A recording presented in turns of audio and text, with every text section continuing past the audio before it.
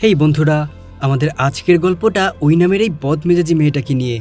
একটা বিরাট শপিং মলের মালিক সে, কিন্তু সামান্য পান থেকে চুন খসলেই সে তার কর্মচারীদের উপর অনেক রেগে যায়। তো সে আজকে তার একটা শপে এসে দোকানের সেলফে কিছু ময়লা দেখতে পায়, আর সেই সাথে একটা ব্যাগ অগোছালোভাবে রাখা ছিল। আর এই সামান্য কারণের জন্যই সে সাথে সাথেই ওই দোকানের কর্মচারীকে চাকরি থেকে বের করে দেয়। তো এরপর সে তার অন্য একটা শপের দিকে যাচ্ছিল। ঠিক তখনই ওই শপিং মলের ভিতরে একটা গ্যাঞ্জাম লেগে যায়। একজন মহিলা উইয়ের দোকান থেকে একটা প্রোডাক্ট কিনেছে, কিন্তু সেই প্রোডাক্টটা নাকি একদমই ভালো না। মহিলাটা এই শপের মালিকের নামে অনেক গালমন্দ করছিল। উইয়ের ম্যানেজার অনেক চেষ্টা করছিল উইয়ের মনোযোগ অন্যদিকে নেওয়ার জন্য, কিন্তু শেষমেশ উই সেখানে চলে আসে। আর বিষয়টি নিজেই সমাধান করতে চাইলে মহিলাটি আরও রেগে যায়। আর ঠিক তখনই সেখানে গুইয়ান নামের কিউট একটা ছেলে আসে, আর ওই মহিলাটির কাছে গিয়ে বলে, শুধুমাত্র আপনার জন্য আজকে আমাদের শপিং মলে শপিং এবং মেকআপ করলে বিশেষ ডিসকাউন্ট দেওয়া হবে। কথাটা শুনে মহিলাটি রাজি হয়ে যায়, আর তার ঝগড়া বন্ধ করে বলে, দেখেছেন, এই সেলসম্যান ছেলেটা আসলেই অনেক স্মার্ট। সে কত সুন্দরভাবে এই সিচুয়েশনটা হ্যান্ডেল করেছে। আপনাদের সবার উচিত এই ছেলেটার কাছ থেকে কিছু শেখা। তখনই উইয়ের ম্যানেজার তার কাছে এসে বলে, ম্যাডাম, এই ছেলেটার নাম হলো গুইয়ান, আর সে আজকেই আমাদের শপে সেলসম্যান হিসেবে যোগ দিয়েছে। ছেলেটাকে দেখে উইয়ের অনেক ভালো লাগে, কিন্তু সে কিন্তু কিছুই বলে না। তো ওই দিন রাতে নতুন এমপ্লয়ীদের ওয়েলকাম পার্টিতে উই অনেক বেশি ড্রিঙ্কস করে ফেলে, আর ভুল করে সে ছেলেদের ওয়াশরুমে ঢুকে যায়। সেখানে ঢুকেই সে গুইয়ানকে দেখে বলে, তুমি কি আমাকে ফলো করতে করতে বাথরুম অবধি চলে এসেছো? তখন গুইয়ান বলে, আরে এটা তো ছেলেদের ওয়াশরুম। বেচারি উই বুঝতে পারে এটা আসলেই ছেলেদের ওয়াশরুম। তখন সে হুট করে কুইয়ানের গায়ের উপর পড়ে যায়, আর অনিচ্ছা থাকা সত্ত্বেও কুইয়ানের বেল্ট নিয়ে সেখান থেকে চলে যায়। বেচারা কুইয়ান তার পেছনে পেছনে দৌড়াতে থাকে। একটু পরেই উই তাকে জিজ্ঞাসা করে, তুমি সকালে আমাকে কেন সাহায্য করেছো? আমাকে পছন্দ করতে শুরু করেছো নাকি? গুইয়ান তখন বলে, একজন সেলসম্যান হিসেবে এটা আমার দায়িত্ব ছিল। আমি কেবলমাত্র আমার দায়িত্ব পালন করেছি। যাই হোক, এরপর নেশা কেটে গেলে উই অনেক চিন্তিত হয়ে পড়ে। সে মনেই করতে পারছে না মাতাল অবস্থায় সে গুইয়ানকে কি কিনা বলে ফেলেছে। যাই হোক, পরদিন উই আবারও চলে যায় গুইয়ানের সেই শপে, কিন্তু সেখানে গিয়ে দেখে গুইয়ান একজন কাস্টমারের হাত ধরে প্রোডাক্ট সম্পর্কে বোঝাচ্ছে। এটা দেখে উই অনেক জেলাস ফিল করে, আর ভেতরে ঢুকে বলে, আমি এই দোকানের সব প্রোডাক্ট কিনতে চাই। গুইয়ান তাকে বাইরে নিয়ে বলে, ম্যাডাম, আপনি এসব কেন করছেন? উই তখন জানাই, আমি তোমার দোকানের সেলস বাড়াতে চাই। আর সে গুইয়ানকে মার্কেটিং ম্যানেজার পদে প্রমোশনও দিতে চাই, কিন্তু গুইয়ান তার এই প্রস্তাব ফিরিয়ে দেয় আর বলে, আপনি হয়তো আমাকে পছন্দ করে ফেলেছেন, তাই অন্য কোনো মেয়ের সাথে আমাকে দেখলে জেলাস ফিল হচ্ছে আপনার। তো এদিকে দোকানের ভেতর অন্য একজন কাস্টমারের সাথে একজন সেলসম্যানের ঝামেলা লেগে যায়, আর সেটা সামাল দেওয়ার জন্য গুইয়ান আবার ভেতরে চলে যায়। বাইরে দাঁড়িয়ে থাকা উই তখন মনে মনে বলে, এটাই পৃথিবীর একমাত্র ছেলে যে কিনা আমাকে রিজেক্ট করলো। তো যাই হোক, এরপর দেখা যায় উই জিম করতে গিয়েছে। আসলে প্রায় প্রতিদিনই উই জিম করতে আসে, আর সেখানে তার ট্রেনার ইয়ং তাকে অনেক পছন্দ করে, কিন্তু উই তাকে খুব একটা পাত্তা দেয় না। তো আজ উই অনেক রাগান্বিতভাবে জিম করছে, আর এটা দেখে ইয়ং তার কাছে এসে বলে, কি ব্যাপার, আজকে তুমি এত রেগে আছো কেন? জবাবে উই বলে, শপিং মলে নতুন একটা সেলসম্যান এসেছে। ছেলেটা নিজেকে অনেক স্মার্ট মনে করে, ওকে একটা উচিত শিক্ষা দিতেই হবে। যাই হোক, এদিকে শপিং মলের ভেতর দুইজন সেলসম্যান উইয়ের ব্যাপারে কথা বলছিল। তারা বলে, উইয়ের বাজে আচরণের কারণে এখানে কেউই বেশি দিন চাকরি করতে পারে না। এদিকে তাদের কথা আবার গুইয়ান শুনে ফেলে, কিন্তু ঠিক তখনই শপিং মলের বাইরে কিছু লোক এসে ভাঙচুর করতে থাকে, আর বলে, এই দোকানের প্রোডাক্ট একেবারেই খারাপ, আর দাম অনেক বেশি। ঠিক তখনই উই তাদের সামনে এসে বলে, এসব গুন্ডামি বন্ধ করো আর এখান থেকে চলে যাও। কিন্তু তারা উইয়ের সাথে বাজে আচরণ করে আর তাকে মারতে চায়, কিন্তু ঠিক তখনই গুইয়ান এসে ওই লোকগুলোকে মেরে উইকে নিয়ে দৌড়ে পালিয়ে যায়। আর কিছু দূর গিয়ে উইকে বলে, ম্যাডাম, ওই লোকগুলোর সাথে আপনার এমন আচরণ করা ঠিক হয়নি।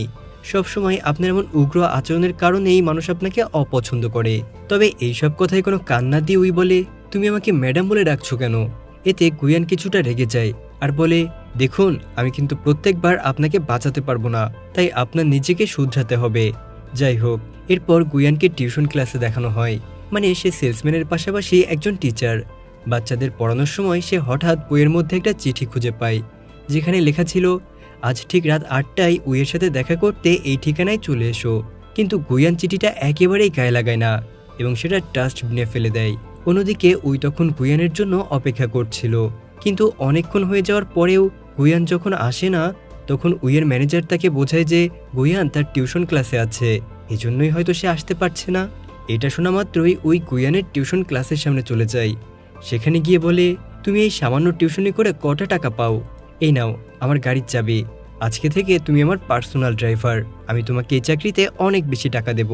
কিন্তু গুয়ান এবারও তার প্রপোজাল ফিরিয়ে দেয় এবং সেখান থেকে চলে যায়। এদিকে তখন আমরা উইয়ের ফিয়ন্সি জিনকে দেখতে পাই।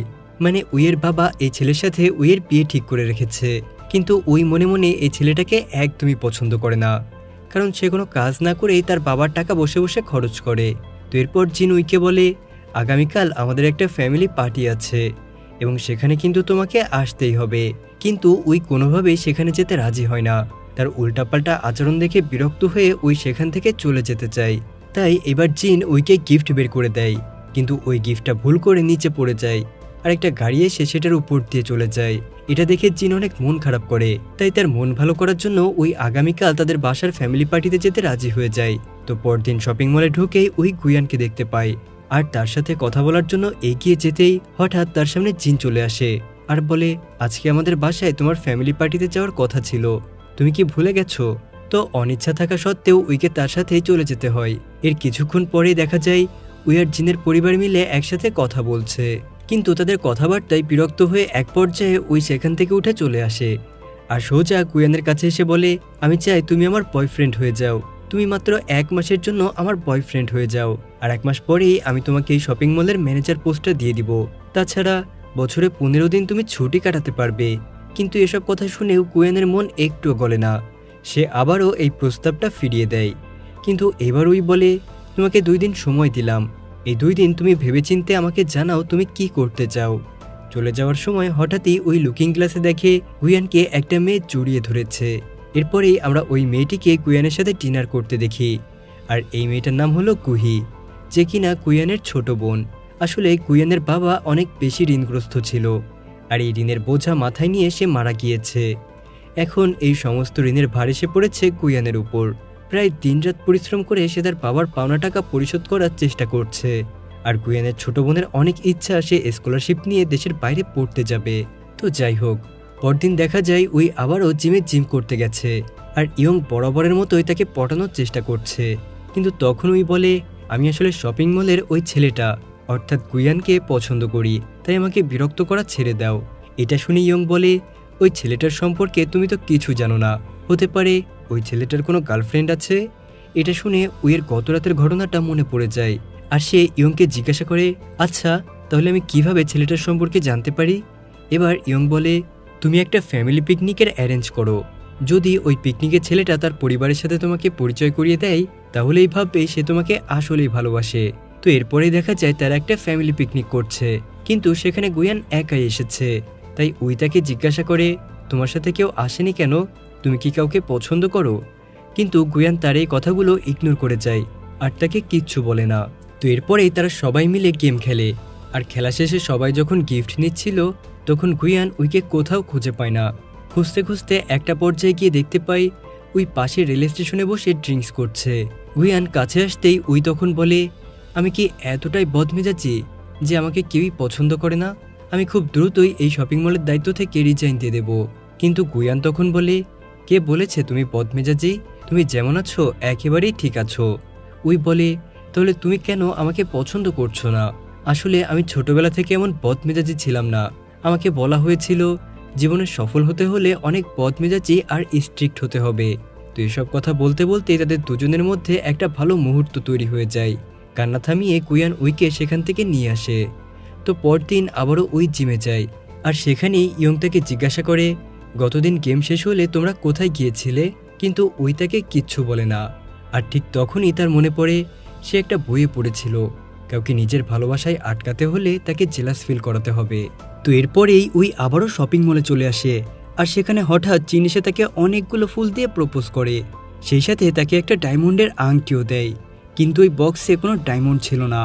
তখন পাশে দাঁড়িয়ে থাকা দোকানদার বলে, তুমি আমাকে যে টাকা দিয়েছ তাতেই বক্সটাই হবে। এদিকে তখন দৌড়াতে দৌড়াতে ট্যাক্সি ড্রাইভার এসে বলে, আরে আমার ভাড়াটা তো বাকি আছে, আগে আমার ভাড়াটা তো দিন। এদিকে দূরে দাঁড়িয়ে থাকা গুয়ান তখন এই সব কিছু দেখছিল, আসলে গুয়ানকে জেলাস ফিল করানোর জন্যই ওই জিনকে দিয়ে এই প্রপোজ করার নাটকটা করিয়েছে। কিন্তু জিন সবকিছুই তালগোল পাকিয়ে ফেলেছে। আর এমনটা দেখে সে রাগ করে সেখান থেকে চলে যায়। এরপরেই সে গুয়ানের দোকানে কসমেটিক্স কিনতে আসে। গুয়ান কিছু বলতে যাবে, ঠিক তখনই সেখানে জিন চলে আসে আর উইকে বলে, আজ রাতে কি আমার সাথে ডিনার করতে যাবে? উই এতে কোনোভাবেই রাজি হয় না, কিন্তু জিন বারবার তাকে রিকোয়েস্ট করতে থাকে।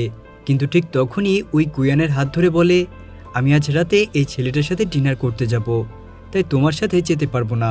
কিন্তু জিন উইকে জোর করে নিয়ে যেতে চায়, আর ঠিক তখনই গুয়ান তাদেরকে বাধা দেয়। এটা দেখে জিন বলে, তুমি আমাদেরকে বাধা দেওয়ার কে? এটা শুনে গুয়ান বলে, আমি ওর বয়ফ্রেন্ড। আর এটা শুনে জিন সাথে সাথেই গুয়ানকে একটা চড় মেরে দেয়।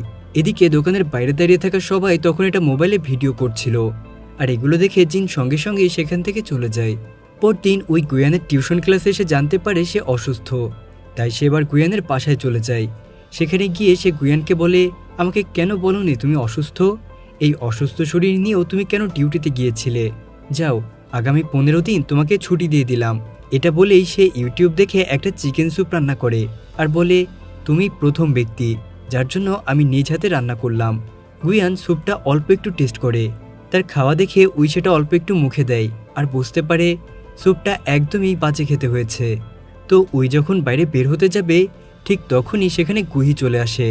তাকে দেখে রেগে গিয়ে উই বলে, তোমার বয়ফ্রেন্ডের দিকে খেয়াল রেখো, আর সে সুস্থ হলেই তাকে কাজে পাঠিয়ে দিও। গুহি তখন বলে, আমি জানি আপনি মিস উই, আর আসলে গুয়ান আমার ভাই। এটা শুনে উই অনেক গিল্টি ফিল করে আর ভাবে, ভাই বোনের সম্পর্ককে আমি কি না কি বলে ফেললাম। তো পরদিন সে আবারও জিমে চলে যায় আর ইয়ংকে সব কিছু খুলে বলে আর অনেক কান্না করতে থাকে। ঠিক তখনই আবার তার সেই বইয়ের কথা মনে পড়ে যায়। সে গুয়ানকে নিজের দিকে আকৃষ্ট করার জন্য এবার অন্য একটা বুদ্ধি বের করে। পরদিন উই আবারও গুয়ানের শপে আসে। তাকে দেখে গুয়ান তার কাছে আসে, কিন্তু উই তাকে ইগনোর করে আর ইউজি নামের অন্য একটা সেলস গার্লকে বলে, তুমি রেডি হয়ে যাও, তোমাকে মলের প্রমোশনাল শ্যুটের জন্য সিলেক্ট করা হয়েছে। এরপর গুয়ান আবারও তার সাথে কথা বলতে আসে, কিন্তু ঠিক তখনই তাদের মাঝে ইয়ং চলে আসে। কিন্তু তাকে দেখে গুয়ান বলে, উইয়ের সাথে আমার কিছু জরুরি কথা আছে, তুমি এখান থেকে চলে যাও। কিন্তু উই হঠাৎ করেই ইয়ংয়ের হাত জড়িয়ে ধরে, আর এটা দেখে গুয়ান আরও অনেক বেশি অবাক হয়ে যায়। তো ওই দিন বাড়ি যাওয়ার সময় গুয়ান উইকে বলে, তোমার সাথে আমার কিছু জরুরি কথা আছে। এরপর সে উইকে বাড়ি নিয়ে এসে তার জন্য অনেক ভালো ভালো খাবার রান্না করে। গুয়ান উইকে বলে, তুমি কারোর জন্য বদলে যেও না, তোমার এই রাগী অ্যাটিটিউড আমার খুবই ভালো লাগে। আসলে আগে আমি তোমাকে পছন্দ করতাম না, কিন্তু বর্তমানে তোমার প্রেমে পড়ে গিয়েছি। তুমি কি আমার গার্লফ্রেন্ড হবে? এসব কথা শুনে উইয়ের মনে হয় সে হয়তো কোনো স্বপ্ন দেখছে। তো যাই হোক, এর কিছুক্ষণ পরেই গুহি বাসায় চলে আসে আর সেখানে একটা ওয়ালমেট দেখতে পেয়ে অনেক খুশি হয়ে যায়। কিন্তু তার ভাইয়ের সামনে টেবিলে 2টা প্লেট রাখা দেখে সে বলে, নিশ্চয়ই ওই বদমেজাজি উই মেয়েটা এখানে এসেছিল। এটা শুনে গুয়ান বলে, প্লিজ তাকে এখন এসব বলা বন্ধ করো, কারণ এখন থেকে সে আমার গার্লফ্রেন্ড। এটা শুনে গুহি আরও অনেক বেশি রেগে যায় আর বলে, আমি তাহলে এখন থেকে হোস্টেলেই থাকবো, এই বাড়িতে আর আসবই না। তো পরদিন গুয়ান আর উই সহ সবাই শ্যুট করতে চলে যায়। স্পটটা ঘুরে দেখার সময় হঠাৎ করেই তাদের উপর মৌমাছি আক্রমণ করে আর বেচারা গুয়ান পড়ে গিয়ে মুখে আঘাত পায়। উই তখন পরম যত্নে তার মুখে ব্যান্ডেজ লাগিয়ে দেয়। ওই দিন রাতে গুয়ান উইয়ের রুমে যেতে চায়, কিন্তু রুমের সামনে এসে কিছু একটা ভেবে নক না করে সে আবারও চলে যাচ্ছিল। আর ঠিক তখনই উই চিৎকার দিয়ে সে তার কোলে উঠে পড়ে আর বলে, আমার রুমে একটা তেলাপোকা। গুয়ান রুমে গিয়ে তেলাপোকাটাকে মেরে ফেলে। এটা দেখে উই বলে, তুমি ঠান্ডা মাথায় সব কিছু এত সহজে সমাধান করো কিভাবে? তোমার সাথে থাকলে মনে হয় এই দুনিয়ায় কোনো ঝামেলাই নেই। তখন গুয়ান বলে, আসলে মা বাবা মারা যাওয়ার পর সমস্ত সংসারের দায়িত্ব আমার কাঁধে এসেই পড়ে, আর এত বড় দায়িত্ব পালন করতে গিয়ে মানুষের সাথে কিভাবে কথা বলতে হবে বা ডিল করতে হবে সেটা আমি অনেক ভালোভাবেই শিখে ফেলেছি। তো পরদিন সকালে ইউজি নামের সেই মেয়েটা এসে বলে সে একটু অসুস্থ, তাই শুটিং করতে পারবে না সে। আসলে মেয়েটা জেনে গিয়েছিল যে গুয়ান আর উইয়ের মধ্যে সম্পর্ক আছে, তাই সে ইচ্ছে করেই এমনটা করেছে যাতে গুয়ান আর উই দুজনেই আরও ক্লোজ হতে পারে। তাদের দুজনের মধ্যে বন্ডিংটা বাড়াতেই উইকে বাকি শুটিংটা করার জন্য বলে। তো এতে উইও রাজি হয়ে যায়। শুটিংয়ের সময় ফটোগ্রাফার যখন তাদের ছবি একসাথে তুলতে চাচ্ছিল না, তখনই ওই ফটোগ্রাফারের দিকে তাকিয়ে বুঝতে পারে এটা হলো জিন। উই জিনকে বলে, এভাবে আমার পিছু করা ছেড়ে দাও। জিন তখন বলে, তুমি হলে আমার হবু বউ, তাই তোমাকে দেখে শুনে রাখা আমার দায়িত্ব। উই জিনকে তখন বলে, তুমি আমার ফ্যামিলি ফ্রেন্ড, এই কারণেই তোমাকে আমি এতদিন সহ্য করেছি, তাই আজকে থেকে তুমি আর আমার সামনে কখনোই আসবে না। তো এরপরেই পুরো শহর জুড়ে গুয়ান আর উইয়ের অ্যাড ফটো দেখাচ্ছিল। আর বেচারা ইয়ং মানে উইয়ের সেই জিম পার্টনার তখন ছবিগুলো দেখে অনেক মন খারাপ করে। এরপর গুয়ান উইকে তার বোনের সাথে দেখা করতে নিয়ে যায়। গুহি তার গতদিনের ব্যবহারের জন্য উইয়ের কাছে ক্ষমা চায়। উই তখন তাকে তার শপের সবচেয়ে দামি নেল পালিশটা গিফট করে। এরপর গুয়ানের বাসায় উই আর গুয়ান দুইজনে মিলে লাঞ্চ করছিল। আর ঠিক তখনই সেখানে গুহি চলে আসে আর বলে, আমি স্কলারশিপটা পেয়ে গেছি। সে উইকে জড়িয়ে ধরে বলে, আজকের পর থেকে আমি বাইরের দেশে চলে যাচ্ছি, তাই আমার ভাইয়ের সমস্ত দায়িত্ব এখন থেকে তোমার। এরপর গুয়ান আর উই দুজনে প্রথমবারের মতো একটা পার্কে ডেট করতে আসে। গুয়ান তাকে পার্কে আলো জ্বালিয়ে সারপ্রাইজ করে।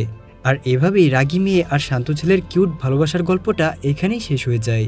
তো বন্ধুরা, আমাদের আজকের এই কিউট দুষ্টু মিষ্টি ভালোবাসার গল্পটা তোমাদের কাছে কেমন লাগলো আমাকে অবশ্যই কমেন্ট করে জানাতে ভুলবে না কিন্তু। আল্লাহ হাফেজ।